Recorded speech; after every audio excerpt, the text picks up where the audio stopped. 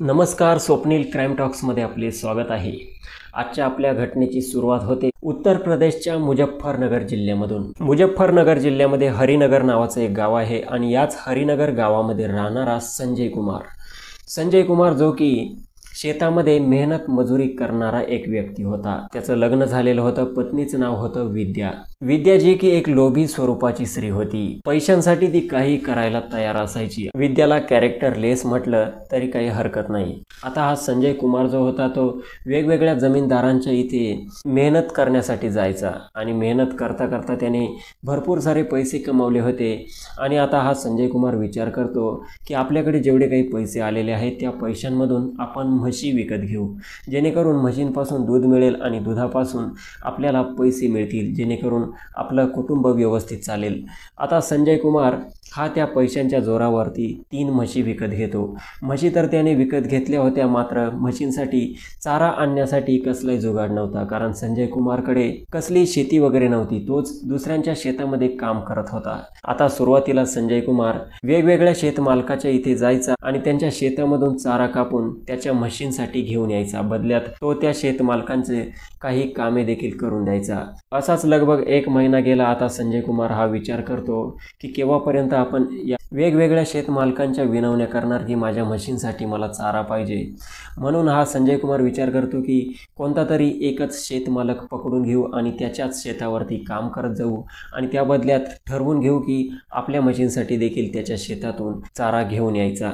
आणि अशा प्रकारे हा संजय कुमार कलीराम नावाच्या एका शेतमालकाकडे जातो। कलीराम जो की गावामधील 30 ते 32 एकर शेत त्याचे स्वतःचे होते। कलीरामकडे गेल्यानंतर संजय कुमार त्याला म्हणतो की मी तुमच्या शेतामध्ये काम करू इच्छितो, मी तुमच्या शेतामधली सर्व कामे करेल, त्या बदल्यात तुम्ही फक्त मला माझ्या जनावरांसाठी चारा आणि थोडेफार पैसे द्यावे। आता कलीराम म्हणतो की बरं झालं तू आज आला, 4 दिवसांपूर्वीच माझा शेतामधील नोकर हा निघून गेला आहे। आणि अशा प्रकारे कलीराम आणि संजय कुमारचं ठरतं की किती पैसे देणार, तू किती काम करणार। अशा प्रकारे संजय कुमारलाही ते पटतं। जेव्हा कलीराम आणि संजय कुमारमध्ये चर्चा सुरू असते त्याच दरम्यान कलीरामची जी पत्नी असते गुड्डी देवी, ही गुड्डी देवी घरामधून बाहेर येते आणि जशी ती बाहेर येते तशी बघते संजय कुमारला। तिने बघितल्यानंतर तिची नियत संजय कुमारला बघून खराब होते। संजय कुमार भलेही एक नोकर होता, एक गरीब माणूस होता, मात्र दिसायला तो खूप हँडसम व्यक्ती होता। आता जसं कलीराम जमीनदाराच्या पत्नीने गुड्डी देवीने त्याला बघितलं होतं, तसं गुड्डी देवीने विचार केला होता की या व्यक्तीसोबत आपण काही गोष्टी करायच्या। आता इथून पुढे कलीराम आणि संजय कुमारचं बोलणं झाल्यानंतर संजय कुमार हा कलीरामच्या शेतामध्ये काम करू लागला होता आणि जवळपास 10 ते 15 दिवस त्याने त्याच्या शेतामध्ये काम केले होते। तो त्याच्या शेतामध्ये कलीरामच्या जनावरांसाठी देखील चारा कापायचा आणि त्याच्या स्वतःच्या 3 म्हशींसाठी देखील चारा कापून त्याच्या घरी घेऊन जायचा। 15 दिवस झाल्यानंतर संजय कुमार एक दिवस कलीरामच्या घरी येतो। त्याला शेतामध्ये जाण्यासाठी उशीर झालेला असतो आणि तो कलीरामच्या घरी येऊन कलीरामला आवाज देऊ लागतो की मालक तुम्ही कुठे आहे। मात्र कलीरामचा घरामधून आवाज येत नाही। कलीरामची पत्नी गुड्डी देवी ही घराच्या बाहेर येते आणि ती संजय कुमारला बघून खूप खुश होते। संजय कुमारला ती म्हणते की माझे पती कलीराम हे शहरामध्ये गेलेले आहेत आणि माझा मुलगा हा शाळेत गेलेला आहे। कलीराम आणि गुड्डी देवीला एक 7 वर्षांचा मुलगा असतो जो की स्कूलमध्ये जात असतो। गुड्डी देवी म्हणते की आता मी घरामध्ये एकटीच आहे, तू घरामध्ये ये।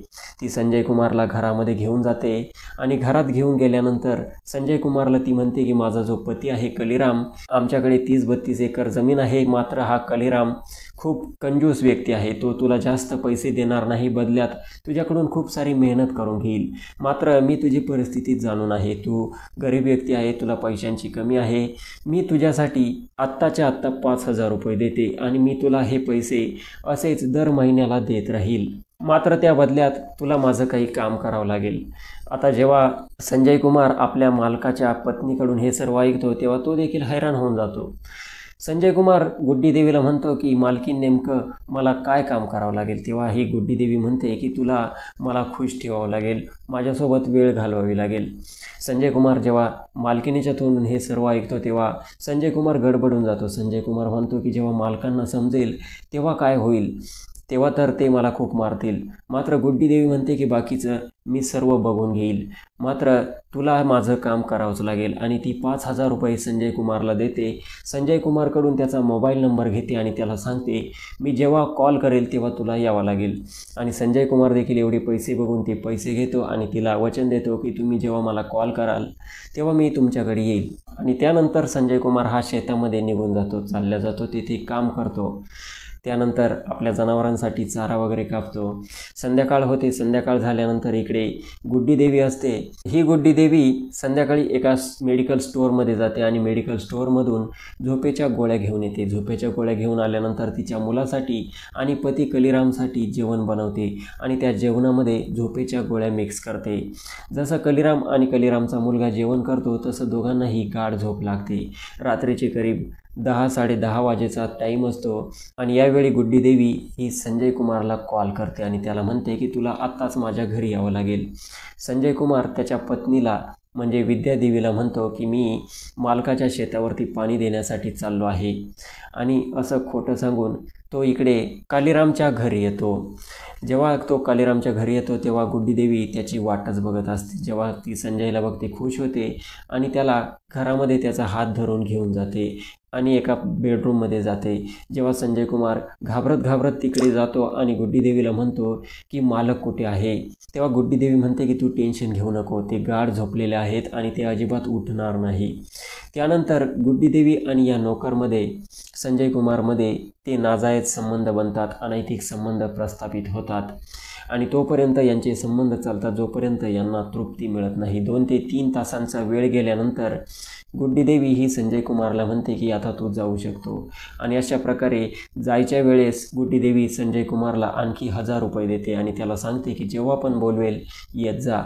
आता संजय कुमार आपल्या घरी निघून जातो आणि आता इथून पुढे गुड्डी देवी आणि नोकर संजय कुमार यांच्या दोघांमध्ये हे अनैतिक संबंध प्रस्थापित झाले होते आणि यांना जेव्हा वेळ भेटेल, जेव्हा चान्स मिळेल तेव्हा या गोष्टी ते करत होते. हे अनैतिक कृत्य ते करू लागले होते. कलीरामला कसली खबर नव्हती. असेच 15 ते 20 दिवस गेल्यानंतर कलीरामला त्याच्या मित्राचा कॉल येतो आणि त्याचा मित्र म्हणतो की तुझ्यासाठी मी खूप चांगली सोय करून ठेवली आहे, तू 2 दिवसांसाठी माझ्या घरी ये. आता कलीराम त्याच्या पत्नीला गुड्डी देवीला म्हणतो की मी माझ्या मित्राकडे 2 दिवसांसाठी चाललो आहे, घराची वगैरे शेतीची काळजी घे. त्याची पत्नी खूप खुश होते आणि त्याला म्हणते की तुम्ही निश्चिंत राहा, मी सर्व काळजी घेईल.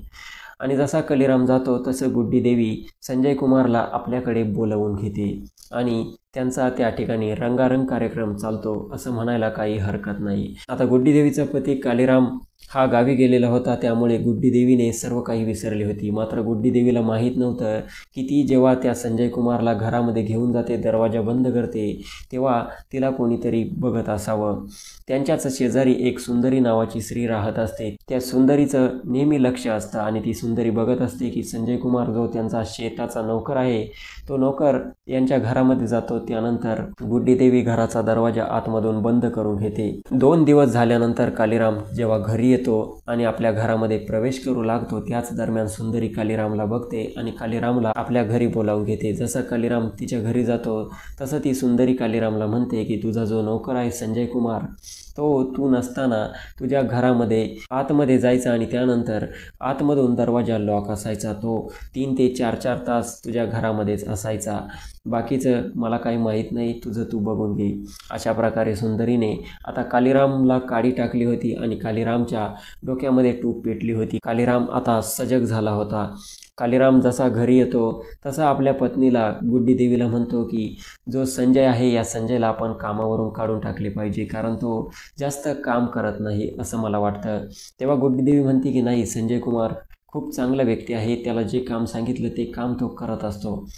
जसं गुड्डी देवी संजय कुमारबद्दल हे असं बोलते तेव्हा कालीरामला कळून चुकते की नक्कीच संजय कुमार आणि गुड्डी देवीचं काहीतरी अनैतिक कृत्य सुरू आहे. जसा दुसरा दिवस उगवतो तसा कालीराम संजयच्या घरी जातो आणि संजयला आवाज देऊ लागतो. संजयची पत्नी विद्यादेवी बाहेर येते आणि ती कालीरामला म्हणते की ते घरात नाही आहे, ते गावात गेले आहेत, थोड्या वेळात येतीलच.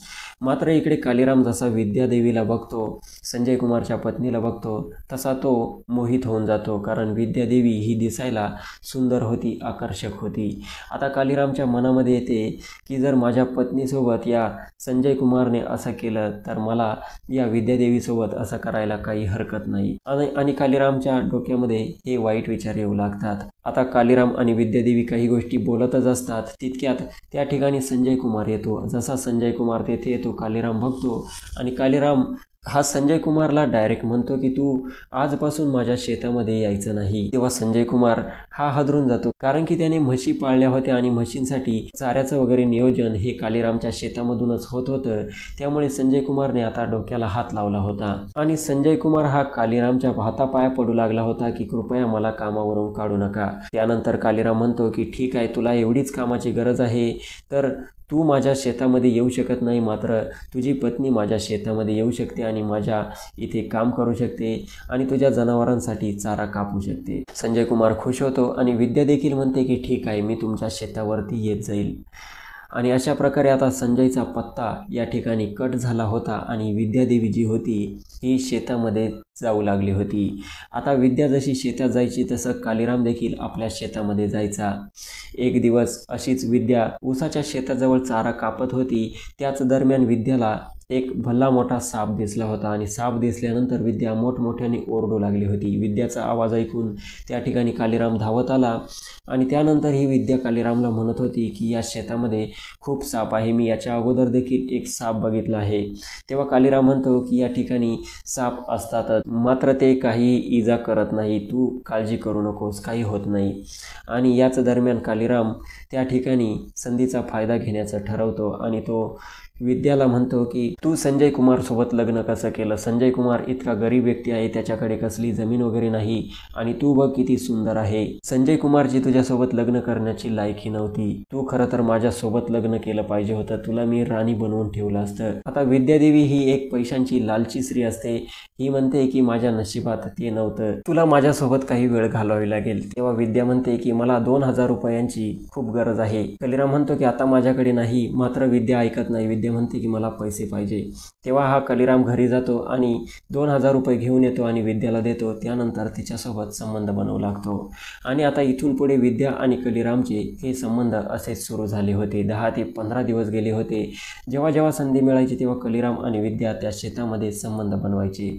एक दिवस सकाळचे 10 वाजलेले असतात. कालीराम दारूचे खंबे घेऊन शेतामध्ये आलेला असतो आणि दारू पित असतो. दारू पिता पिता त्याला त्याच्या एका मित्राची आठवण येते आणि त्याच्या मित्राला कॉल करतो. त्याला म्हणतो की तुला गंगेमध्ये अंघोळ करायची असेल तर माझ्या शेतावरती ये. त्याचा मित्र म्हणतो की ठीक आहे. त्याचा मित्र त्या शेतामध्ये येतो आणि दोघेही दारू पिऊ लागतात. दारू जशी पिऊ लागतात तसे त्यांना नशा होऊ लागते आणि नशा झाल्यानंतर कालीरामचा मित्र म्हणतो की कोणती गंगा, इथे कोणती गंगा आहे? तेव्हा कालीराम म्हणतो की ही समोर जी स्त्री आहे ही खूप सुंदर आहे आणि हिच्यासोबत तू वेळ घालवू शकतो. तेव्हा कालीरामचा मित्र म्हणतो की खूप भारी काम होईल. कालीराम म्हणतो की ठीक आहे, अगोदर माझी पाळी, माझी झाल्यानंतर तुझी. आणि कालीराम विद्याला शेतामध्ये ऊसाच्या शेतामध्ये घेऊन जातो आणि तिला सांगतो की माझा हा जो मित्र आहे याला देखील तुला खुश करावं लागेल, त्याबद्दल तुला तो 10,000 रुपये देईल, तू खूप पैशावाला व्यक्ती आहे. विद्या देखील ऐकते. विद्या म्हणते की 10 नाही, मग मला 15,000 रुपये लागतील. आणि त्याच्या अगोदर कालीराम आणि विद्या त्या ऊसाच्या शेतामध्ये जातात. कालीरामचा मित्र तिकडे वाट बघत असतो. इकडे अर्धा तास झाला, 1 तास झाला, 1.5 तास झाला, तरी देखील कालीराम आणि विद्या बाहेर आलेले नसतात. तर कालीरामचा मित्र हैराण होतो की अजूनपर्यंत कालीराम आणि विद्या का आले नाही. आता कालीरामचा मित्र शेतामध्ये ऊसाच्या शेतात जातो, त्यांना सापडवू लागतो. तर तो पुढे गेल्यानंतर बघतो तर विद्या आणि कालीराम हे नग्न अवस्थेमध्ये त्या ठिकाणी पडलेले असतात आणि त्यांच्यावरती 4 ते 5 साप फिरत असतात. आता हे सर्व साप वगैरे बघून कालीरामचा मित्र त्या ठिकाणावरून निघतो आणि तो पोलिसांना संपर्क करतो. पोलीस त्या ठिकाणी येतात, घटनास्थळी दाखल होतात आणि दोघांचाही पोस्टमॉर्टम करण्यात येतो. पोस्टमॉर्टम रिपोर्टमध्ये विद्याच्या प्रायव्हेट पार्टवर सापाने चावा घेतल्यामुळे तिचा मृत्यू झालेला आहे आणि कालीरामच्या मानेवरती साप चावल्यामुळे त्याचा मृत्यू झालेला आहे. जेव्हा ही घटना संपूर्ण जिल्ह्यात पसरते तेव्हा सर्व लोक हैराण होऊन जातात की शेतामध्ये असं वाईट काम करताना एका सापाने अशी घटना घडवून आणली. सापांनी ही अशी घटना घडवून आणली. सापांमुळे त्यामुळे 2 कुटुंब उद्ध्वस्त झाली. मात्र या ठिकाणी कालीराम आणि विद्याची देखील चूक होती. ते संबंध बनवण्यासाठी शेतामध्ये गेले होते आणि त्या ठिकाणी सापांनी त्यांना चावले. अशा प्रकारे साप चावल्यामुळे या ठिकाणी विद्यादेवी आणि कालीरामचा मृत्यू झाला होता. मित्रांनो, या व्हिडिओचा माझा उद्देश कोणाच्या भावना दुखावण्याचा नाही, तर आपणास जागरूक करण्याचा होता. व्हिडिओ आवडला असेल तर लाईक करा आणि अशाच घटना, क्राईम स्टोरी नेहमी ऐकत राहण्यासाठी चॅनलला सबस्क्राईब करा. भेटूयात पुढच्या व्हिडिओमध्ये. जय हिंद, धन्यवाद.